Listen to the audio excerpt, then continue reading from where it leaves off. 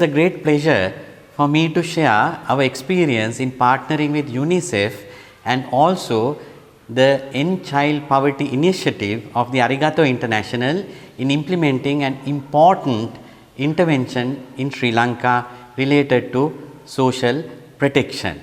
This initiative is known as Reimagining Social Protection in Sri Lanka. As we all know, social protection is a set of policies and programs aimed at preventing and protecting all people against poverty and vulnerability and social exclusion throughout their lives.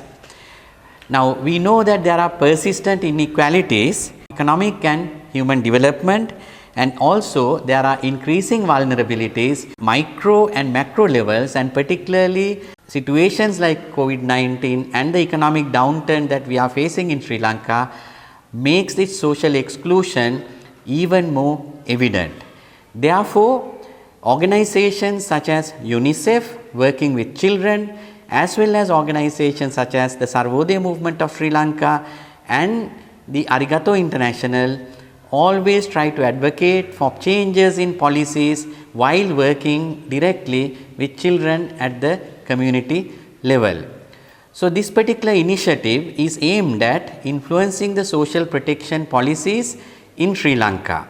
UNICEF has been working very closely at a policy level with the government of Sri Lanka in advocating for change in the social protection mechanism in our country.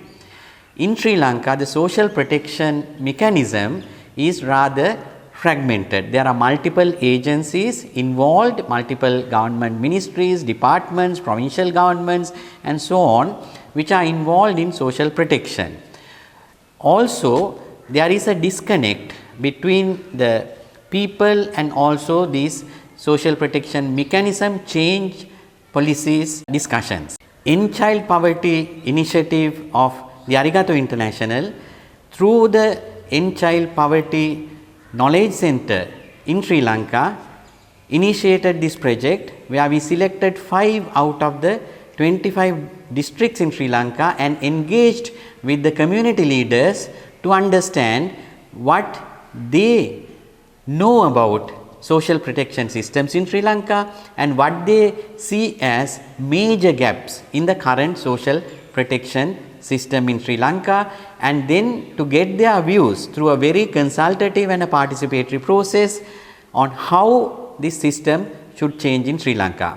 It has been a resounding success where there was very meaningful and extensive participatory engagement with community leaders from different ethnicities, different geographic regions, different socio-economic groups. So, with those findings, we were able to make major recommendations to supplement the national level policy discussions that were taking place.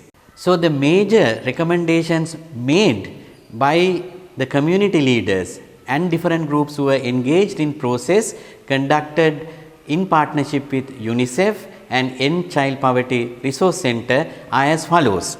The first recommendation is that we have to ensure the safety of children and access to education in all circumstances, particularly for the vulnerable communities and also in vulnerable situations such as COVID-19 and also economic crisis. Secondly, the policymakers should steer and lead in the implementation of the universal child benefit system or a scheme. Thirdly, the universal child benefit system should provide a monthly payment of 3,000 Sri Lankan rupees or $8 for children until the age of 18 years. Finally, nutritional packs should be provided for pregnant and lactating mothers during their first year of the child. So, those are major recommendations made through these consultations. So, the request that I am making to the UNICEF representatives and all those who are interested and also who feel that social protection systems should be enhanced not only in Sri Lanka, but across the various regions in the southern hemisphere. Firstly, the engagement with the public needs to be enhanced. Right now, any policy change discussions are limited to elites or key policy makers or administrators or politicians. Now, in this exercise, we demonstrated the importance of engaging with the communities, engaging with the public, and also there has to be consistency in engaging different actors and also influence the necessary legislative changes at a higher level, and an organization like UNICEF having the mandate and also the credibility can facilitate, can be an intermediary, can be an interlocutor in such policy level discussion. Any social protection system has to be also supported and also made sustainable in the long term. Of course, when there is a state social protection system in place, there is sustainability because that is a government policy, and there will always be funds allocated through the national budget. But we have shown cost effective ways of expanding the social protection net to the most vulnerable and needy people, spending the same amount of resources.